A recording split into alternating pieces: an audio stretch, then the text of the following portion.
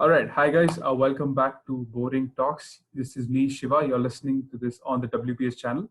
So, this is episode 10. And on the show, we have Manas, right? He was my old batchmate from Brigade School. So, what's up, Manas? I'm good, man. How are you? Yeah, It's all actually good. quite awesome to be here. Yeah, quarantine scenes. So, today's Yes. topic, Boring Talks has always been about this. It's going to be a fun topic. Today's topic is going to be talking movies. So, Manas has been writing movie reviews. He's been writing book reviews. He's been writing show reviews on GoodReads, Letterbox, and even on Facebook. And I'm a huge fan of him. So, I thought, he'd be the great guest, to discuss today's episode. So, first off the bat, let's start off with the first question. Which, according to you, were the best movies of 2019? Well, it's actually quite a hard question when someone asks me stuff like that because I suddenly enter into an anxiety mode. But um, let's start off. I want to get over with the popular stuff first because that's pretty much what people will expect. My favorite movies from 2019, the popular ones were Avengers Endgame. I think everybody in our country, in the world, was just they were so enamored by this conclusion to this 22 film saga. And and I think it really did a good job of tying up many loose ends and giving send-offs to some of our favorite characters in the best, most emotionally fulfilling way possible. Another one that I really enjoyed was John Wick Chapter 3, Yeah. which was actually, I'm a huge fan of action films and action choreography. So the John Wick films have kind of like stood out to me as some of the best in action filmmaking because I feel like action films, especially good action films, don't get the appreciation they deserve Yeah. because no one knows how hard it is to make good action films. If you're someone who's going to shoot an action movie, it takes weeks, months to get to from choreographing it to storyboarding it and to shooting it and then editing it to make sure everything looks crisp, looks good. Um, and I love the John Wick films. I mean, the opening 10 minutes has this knife fight, which is one of the most creative uses of like environmental weaponry that I've ever seen. It harkens back to when you watch Jackie Chan films, Yeah. Yeah. and he's smart. He uses like a Yeah. ladder to fight 10 people. Yeah. He uses everything at his disposal. He uses the environment uh, to his advantage, and that's kind of like what I love about John Wick 2, except it's much more violent. So that's obviously if people are not into that, I would warn them beforehand. So yeah, I think those were like the two most popular films of last year that I really loved. And then let's go from number three to number one. Number three is a Chinese American film that I feel did not get the attention it deserved. It's about a woman who's a Chinese immigrant, who's the daughter of Chinese immigrants living in America, who's gone back to China to visit her dying grandmother. And in China, apparently, there's this custom. I didn't know about this until I saw the film, where if the eldest one is diagnosed with a life-terminating disease, the family chooses not to tell her about this. Like, this is actually a cultural thing. And so throughout the film, the grandmother does not know that she is diagnosed with cancer, but the family knows. And the culture, I mean, the significance of it is that the family is the one that will carry the burden of this knowledge, but she does not need to know that she is actually suffering. Okay. So they keep lying to her, telling her that she's suffering from cold or, the regular ailments. What is And the it's a very movie's touching. name? The Farewell. The Farewell. The Okay. movie called The Farewell. It's directed by Lulu Wang, Yeah. who is also a Chinese American. And I feel that the movie really went under the radar. It didn't get any Oscar nominations or anything like that, but it's a very beautiful film. It's only 90 minutes long, so it's not that big of an investment of your time. And the grandmother character, I don't know who the actress was that played her. It's very good. She's very good in it. She's very sweet, very kind. You instantly love her. She's that kind of character. Um, I think also one of the things I love about the film so much is that its tone, it's very slow paced, but it's never boring. It has this beautiful, happy, sad feeling to it. That the best way I can compare it to is if you've seen this Hindi film with Deepika Padukone and Amitabh Bachchan. I think it's called Piku. Piku. Yeah, yeah. Yeah, if you know that tone, that's pretty much what you're going to get with this movie. Okay. Um, and what I also love about it is that it's actually the language is it's both in English and Chinese. Yeah. So the scenes that are in Chinese, they allow them to speak in Chinese. The scenes that are in English, they are in English. I think it gives this great cultural diversity that I think films are lacking in a fun way. Like I think diversity often is seen in a negative light, like, oh, we're Yeah. just forcing this in for politics Mm. or whatever. But in that film, it gave me a new idea of culture and stuff. Mm. Um, at number two, I would go with Once Upon a Time in Hollywood. That was Quentin Tarantino's movie. Yeah. It has its problems. Its pacing at I times was can going to take you feel, up on that. I want to ask you that, yeah, is the movie overrated? I saw the movie. I couldn't make yeah, head or tail of it, honestly. yeah, I honestly thought, why do people like this yeah. Actually, I can completely see where you're coming from, and I don't blame you, and I don't think you're wrong because I can. It's a very indulgent movie. movie? It thinks a little too highly of itself. Quentin Tarantino, who's the writer and director, he often does that. Like whenever he makes a movie, you can't help but feel like the dude is kind of getting off on himself, Yeah. uh, for a lack of a better phrase. And I don't. If anybody comes to me and says I hate this movie, I completely understand, and I'm not going to waste my time defending it because I think that's a valid criticism. Mm. A lot of the scenes, like there's no real point, there's no real Yeah. plot to it.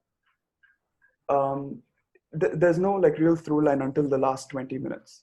And I also think there's a huge problem with the film, which is that if you do not understand the historical context in which the film was made, uh, basically it's tackling the Manson murders. Now, if you don't know what this event was, this was a seminal event in Hollywood history where where stars were basically murdered in their house, and the era of 60s innocence Hollywood kind of like faded away, and that kind of was the transition from the 60s to the 70s, where 70s Hollywood became more experimental. We got films like The Godfather, there's more serious stuff. So I think that's why I can see why, like, and again, Indian audiences have no clue about this event. Like, I'm pretty sure when they went and saw the ending, they would probably have no clue. And the significance of that ending, like if you've seen analysis videos and stuff like that, it's basically Tarantino rewriting history through film. Yeah. It's like, okay, these murders didn't happen. Brad Pitt, the badass, was there and he killed two of them, and Leonardo DiCaprio took a flamethrower and burnt the third one to bits. Yeah, spoiler alert, by the way. Thanks for the. I'm sorry. Yeah, I'm sorry about that. Well, we Yeah. can edit it out. I don't care. So yeah, but what I love about the film is that it's the production value, it's the setting. I think a lot of films don't have atmosphere. Even when I watch Marvel films that I love, you can tell that everything's so artificial. There's so much green screen, lots of visual effects. It's all, half the movie is made on a computer, with talented visual effects artists pulling off some of the greatest work I've ever seen. But when you watch something like Once Upon a Time in Hollywood, I get that feeling like I'm watching a movie made before the 2000s, when we weren't that, addicted to visual effects driven films. And I also like the laid back tone of it. I like that it's not like, if you've seen Tarantino's other films, a lot of them are very much like revenge driven or plot driven, and they're all entertaining movies. I've loved them all, but this one I felt like when I went to the theater, I just relaxed and I had a great time watching it. I loved seeing the faithful recreation of 1960s era Hollywood, and I especially love Leonardo DiCaprio's performance. I think Yeah. he That was is the good. highlight It of was that really movie. good. Yeah. And the scene between him and the little girl is one of my Yeah. favorite Yeah. Yeah. scenes. Correct. I When he starts really crying, like right? the Yeah. dynamic. Yeah. Yeah. I like when you have male characters be vulnerable. I like that. I Yeah. like, when they feel more relatable that way. Yeah. Brad Pitt's character, again, is more macho, but even he's entertaining. I like him. Yeah. Uh, the stuff with Sharon Tate, again, if you don't understand the historical significance, I think if anybody is going to watch the movie based on my recommendation, I think the first thing they need to do is look up the Manson murders and understand what that event was, Yeah. and then watch the movie and see how the Correct. ending plays Correct. out. And my number one film was actually a Netflix movie, which reunited Al Pacino and Robert De Niro, The Irishman. um, The Irishman, Yeah. and that's my number one. A few honorable mentions I'll just say right now. Weathering with You, which was, I think, the first anime that actually got a theatrical release in our Yeah. country. I really enjoyed it. It's not a great movie, but I thought that was pretty significant. And the other one is another anime film called Promare. I'm a huge fan of animation. I especially love it when animation really goes out of its way to Yeah. try new art styles. Mhm. If you've seen the Spider-Man movie, Into the Spider-Verse, did Into you the see that? Spider-Verse. Yeah, so I was such a huge fan of that art style, the 2D and 3D blend. And I studied a lot about how they pulled that off. And there's another film that came out last year called Promare, Promare. It's such a weird title, but the animation style in that is pretty awesome. So those are the two Yeah. honorable mentions. About The Irishman, Mm. I'm a huge fan of Al Pacino and Robert De Niro. Like Yeah. their filmography has been something I've followed since I first saw The Godfather Part Two. Mm. And the thing is, they never have actually shared the screen together. And they only did in 1995 with a movie called Heat, which is also a great movie. I recommend it. It's about a cop and chasing a robber, and they both kind of admire each other. Think like Dhoom 2, but much Yeah. better. Yeah. So Doom 2 was a good film, by the way. Yeah. okay, sure. I see Doom 2. I mean, we don't get really good action films. The last action film which came Yeah. out, which was really good, was War. The other one, which you can draw parallel with, is probably Doom. So, War was that? War was that the Hrithik Roshan and yeah. Hrithik Roshan and Tiger Shroff. Yeah. Tiger Shroff, yeah. Yeah. The action scenes were good in that. I'll actually give you that. I thought the plot was ridiculous, but Yeah. the action scenes were fantastic. Yeah. For a Bollywood production, I was actually quite surprised. There was even a one take. I'm pretty sure they edited some parts of it to make it look like it was one take. But Okay. the one take with Tiger Shroff fighting, Okay. I thought that was pretty good. Yeah. I hope Correct. that The first scene. I hope that sets the standard. Yeah, I hope that sets the standard for action films in Bollywood going forward if we ever come out of COVID-19. Yeah. Um, But I just wanted to take you up on this question, the Marvel versus DC. So I'm not going to ask your stance on this, right? But I want to ask you, see, Marvel has a set, they have a set way of making films, right? You put in a few explosions, a few blasts, and a lot of humor, and you got a great script. A lot of people didn't like DC probably because, Zack Snyder, he started making Man of Steel, and then the really bad Batman versus Superman came out. Then the Justice League. People will actually attack you for that. People will actually attack you for that. I'll tell you what, it's a bad movie. It is a bad movie. I agree with you. Yeah. Just saying. So, when Justice League came out, I was like, okay, not bad. But it's always been like DC is trying to get up to Marvel standard. But I was really impressed when I saw Aquaman. I haven't seen Wonder Woman, but I heard it's a very good film. So what is your take on the Marvel versus DC battle? What is DC doing right in today's world? Okay, I'll tell you what DC is doing right above all else. I think that now that we are 22 films into Marvel, there is a set expectation when you go and watch a Marvel movie. Correct. You know exactly how the plot is going to play out, and that's the same case with DC. But with Marvel, I've always had this one issue that, especially post Endgame, I saw Far From Home, the next Spider-Man movie that they made, and I wasn't a big fan. Yeah, because it's hard to put it in words, but every time they make a film now in the Marvel universe, they have to connect it somehow to this big tapestry of movies. Like it needs to have some relevance to this big plot that they're building up. You remember that time, like, I know we all loved Endgame, but I remember the time when I saw the second Avengers movie and they set up Thanos. I Like, remember. Yeah, yeah, and, yeah. and I remember back then, like, thinking, this is boring. I don't care. Like, even now with Infinity War and Endgame, I still was like, why are you setting up Thanos in this movie? He's not in this movie. Infinity War was a great setup for Thanos, but I don't need all of this right now. Yeah. And so it's hard for these movies to stand on their own. Like, go back to the time when you saw the old Spider-Man movies, the ones with Tobey Maguire. Correct. I still hold a special place in my heart now because it's just Spider-Man. It's just him, New York City. You don't have to worry about what X-Men is doing there and what. Yeah. True. And True, I think true. DC Very valid is, point. Yes. and I think DC right now is following that model. Like, now they've stopped giving a crap about connecting these movies together. When they made Aquaman, there was hardly anything about like what's Batman doing, because after the failure of Justice League, they were like, okay, we cannot do what Marvel is doing, so let's just do standalone stuff. Yeah. They even came out with Joker, which Oh yeah, that I we're going to wasn't. discuss that. Yes, we are going to discuss that. Joker. I personally, I have mixed thoughts on the movie itself, but I liked the approach. It's like, okay, let's make this A-rated movie that's completely disconnected from the DC universe. It's about this guy who's completely devolving into this insanity, in this insane lifestyle, and it stands on its own. You don't, I mean, other than this preconceived knowledge that you need to know about Batman and the Batman mythology, but it still stands on its own. Like, I don't have to, if I have to tell someone watch Avengers Endgame, right? Like, just think 20 years from now, if I tell someone, hey, watch Avengers Endgame, but before you do that, you have 21 films to watch and then you can watch it.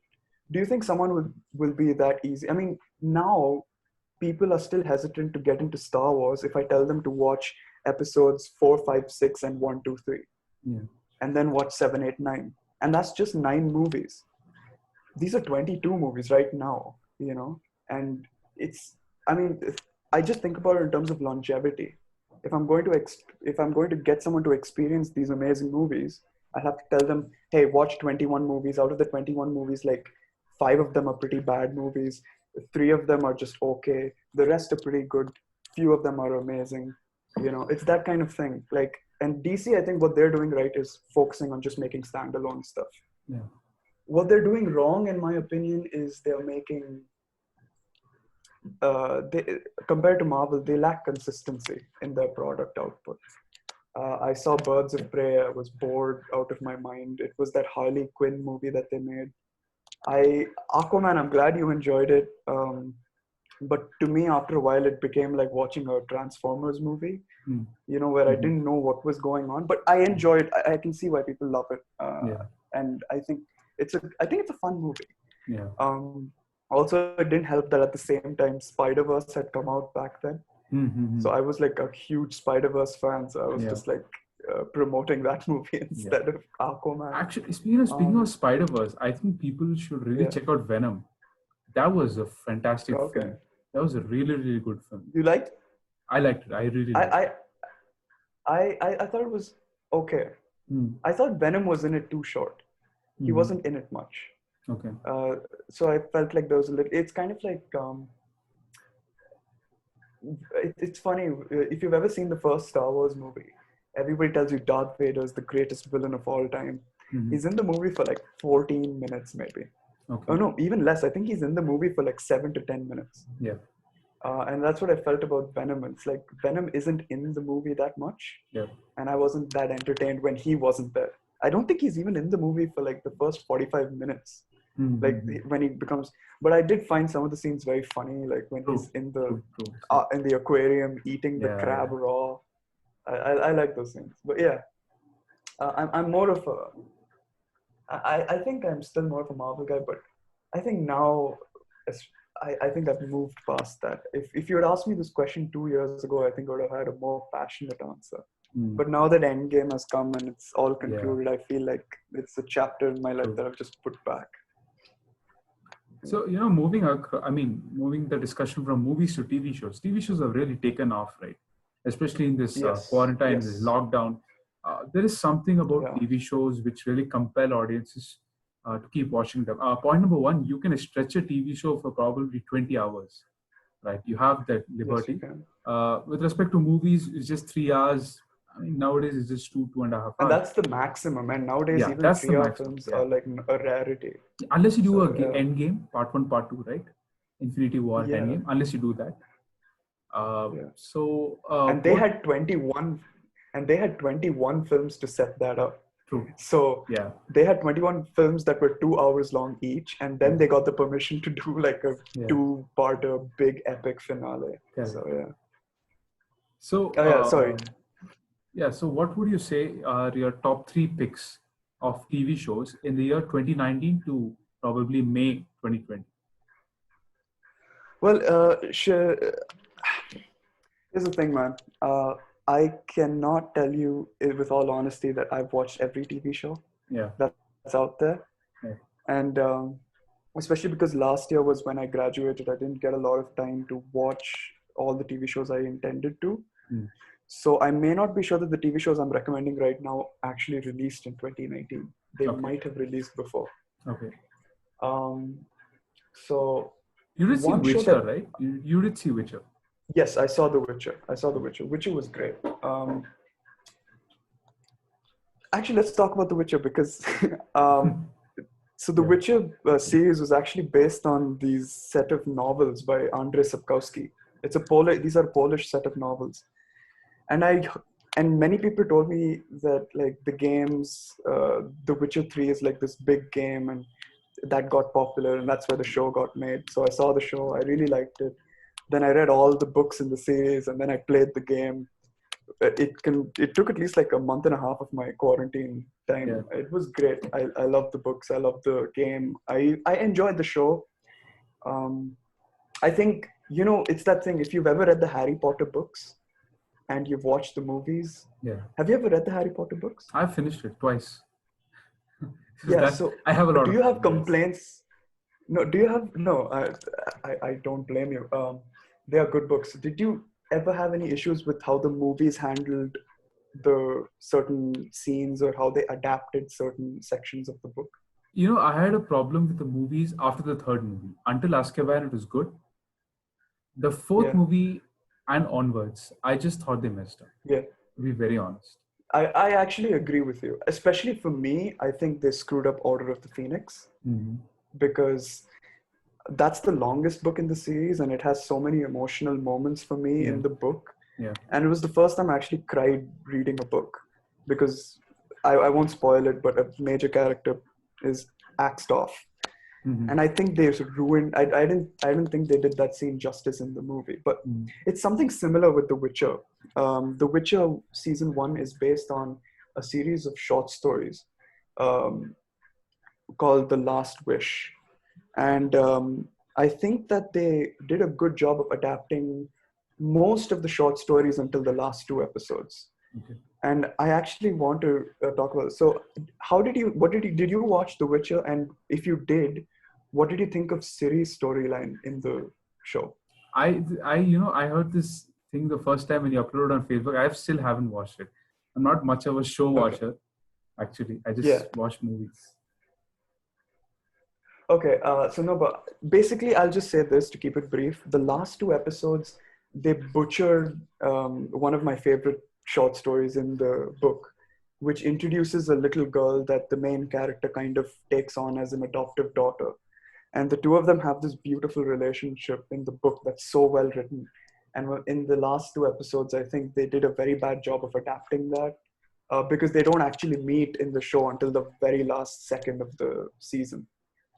So I was a little disappointed with the last 2 episodes, but I think they did a pretty good job adapting those short stories for the first 6 or so episodes. But some of my favorite television shows, there was in early 2019, there was this, I'm not sure exactly when this came out, but I think it must have come out before. It's an anime that came out on Netflix called Devilman Crybaby. I really enjoyed that. There was one more. Have you watched Breaking Bad? Have you been a part of the hype of Breaking Bad? I am not part of the TV watching generation. I really am not. Yeah, no, I Yeah. think that's absolutely fair. So I think we should just keep this brief because I want to include you in the conversation as much as I can. So I'll just say this: Breaking Bad has this prequel spin-off called Better Call Saul, which aired its fifth season around this year while quarantine was happening. So I highly recommend that show. It's a great show, especially if you're a fan of Breaking Bad. The first two seasons take some time getting into, but I think it's season three onwards, it's fantastic. Um, Anything post that, I would say, I really hated how Game of Thrones ended. I think Yeah, there many was a people lot of did. controversy around that. Yeah, they completely butchered it up. Yeah. Um, I think that's it. I don't think I saw that many TV shows. Uh, so yeah, I think I'm pretty much on the same boat as you. I watch anime sometimes, Hmm. but I don't think I can recommend anything that I saw, particularly from 2019, 2020 Hmm. release year. Okay. So Well, just to round up the discussion, we're kind of out of time. I just want to ask you, what would you yeah, say are what is the future of cinema in your opinion after yeah. this quarantine ends, and how fast do you think OTT is going to take over the world? Okay, yeah, this is something that you had asked me earlier, and I want to know what the full form of OTT is. Over the top. Okay, Basically, and what is that Netflix, supposed to? Amazon, Hotstar. Okay, Yeah. what does over the top have to do with I have no idea. Netflix, That's a very Amazon? good question. it's Is just, that like it's some just, connotation people came up with? it's like this. You study engineering, you don't know what you're studying, you get your degree. How you got your degree, nobody knows. You just got it. It's something similar to that. All right, cool, fine. Whenever the streaming versus cinema discussion has happened, I think now more than ever, I've always had this opinion that it's apples and oranges. You do what you want to do. I don't think you're any less of a film fan if you watch movies only at your home or if you watch films only in theaters. I think we both can. I mean, you must have gone to film theaters yourself, and people have always had mixed results. Like sometimes movie theater experiences have been amazing, or communal experiences, and sometimes they've just been annoying communal experiences. Some guy will just talk through the movie. Some guy will munch popcorn so loudly you want to punch him in the face. Yeah. Um, and at home, again, the comparisons are endless. At home, you can pause the movie, you can go to the toilet, and stuff like that. And what I say to that is, it really depends on what film you're watching. Um, I was thinking about like, did you watch Dunkirk? No, not yet. No, okay. So the way I see it is, I think now because movie ticket prices have risen so much over the past couple of years, it's become harder and harder for people to choose the right films they want to invest their time in. True.